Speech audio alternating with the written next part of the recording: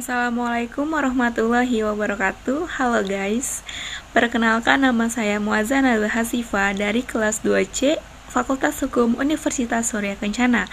Di sini saya akan mereview tugas mata kuliah Hukum Pidana yang telah diberikan oleh Ibu Profesor Haji Heni Nur Aini SHMH beserta asistennya yang bernama Bapak Dr. M. Rendi Ariandi SHMH. Berikut review tugas yang saya buat akan saya upload di YouTube. Link YouTube ada di bio ya. Terima kasih.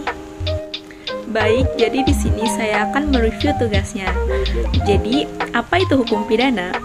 Hukum pidana merupakan hukum publik, yaitu hukum yang mengatur hubungan hukum antara individu atau perseorangan dengan negara. Lalu hukum pidana juga dibagi menjadi dua, yaitu yang pertama hukum pidana material dan yang kedua hukum pidana formal. Pengertian hukum pidana atau strafrecht. Jadi yang pertama ada hukum pidana material. Apa itu hukum pidana material? Hukum pidana material adalah keseluruhan peraturan yang memuat larangan atau keharusan dan bagi yang melanggarnya dengan ancaman pidana. Lalu, berisi keharusan dan larangan yang harus dilaksanakan diatur berdasarkan asas legalitas atau kriminal ACT. Lalu, mengatur tentang siapa-siapa yang dapat dimintai pertanggungjawaban. Diatur kesalahan asas kesalahan atau criminal liability atau criminal responsibility. Contohnya, KUHP dan beberapa peraturan di luar KUHP. Yang kedua ada hukum pidana formal.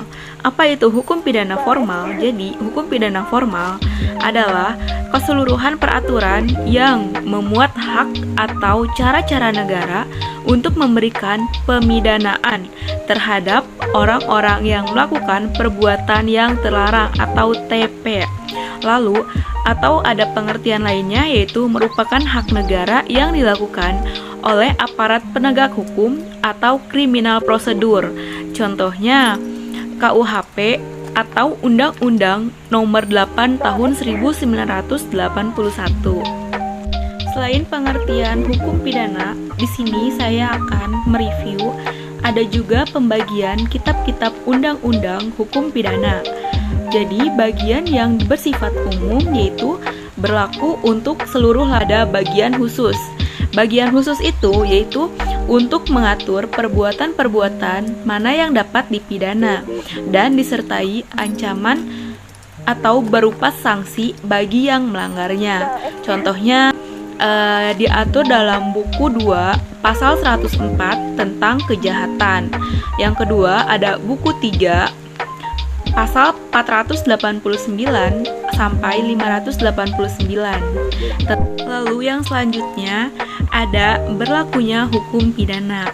Yang pertama, A. Menurut waktu atau locus temporis. Yang pertama itu didasarkan pada asas legalitas atau principle of legality atau nullum delictum nulla poena sine previa lege poenali. 2. Dalam KUHP diatur pada pasal 1 ayat 1 yang berisi tentang tiada suatu perbuatan dapat dipidana kecuali atas kekuatan aturan pidana dalam perundang-undangan yang telah ada sebelum perbuatan dilakukan. Hal ini berisi dua konsekuensi, yaitu hal ini terdapat dua konsekuensi, yaitu pertama, ada TP harus dirumuskan terlebih dahulu dalam rumus undang-undang. Yang kedua, ada peraturan harus ada sebelum terjadinya TP. Selain pengertian hukum pidana, ada pun tentang tindakan pidana. Apa itu tindakan pidana? Jadi, pengertian tindakan pidana merupakan pengertian yuridis yang berbeda dengan istilah kejahatan atau perbuatan jahat. Dilihat dari isinya, terdiri dari beberapa bagian, yaitu pertama, ada perbuatan pidana atau kriminal ACT, yang kedua, pertanggungjawaban pidana atau kriminal responsibility atau kriminal liability. Terdapat pandangan yang memisahkan pengertian antara perbuatan pidana dan pertanggungjawaban. atau dualistis. Pandangan yang menyatukan pengertian pidana dan pertanggungjawaban pidana atau monistis, dan pada akhirnya baik dualistis maupun monistis mempunyai tujuan yang sama, yaitu pidana. Selain pengertian dari tindak pidana, adapun unsur-unsurnya, yaitu unsur tindak pidana.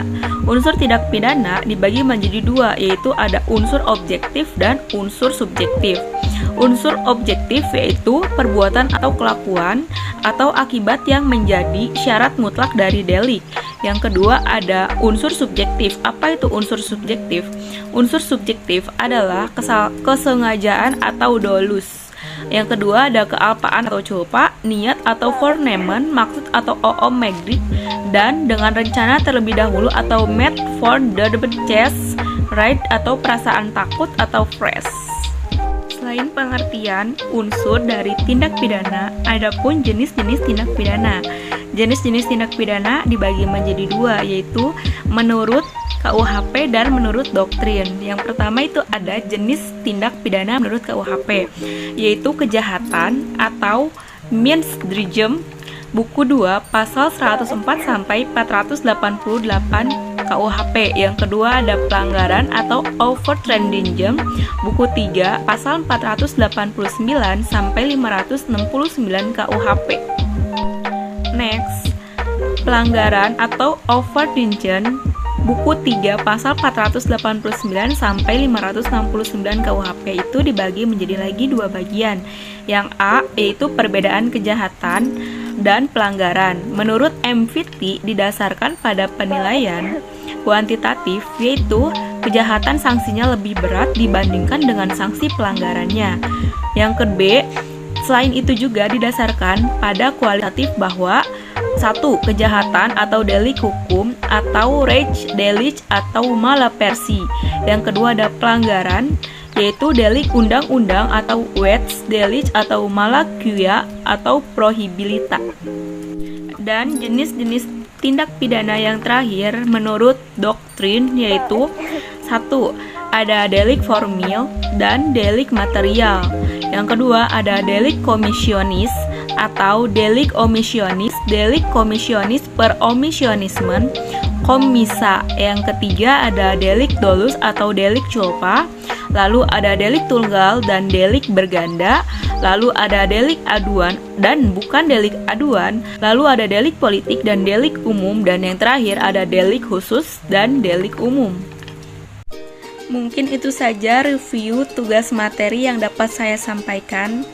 Selebihnya mohon maaf bila ada kesalahan. Wabillahi taufiq wal hidayah. Wassalamualaikum warahmatullahi wabarakatuh. Thank you for watching.